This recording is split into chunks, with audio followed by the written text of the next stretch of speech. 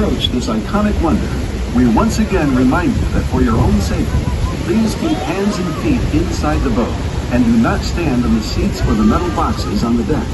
Please keep youngsters off all railings. Ladies and gentlemen, this is Niagara Falls.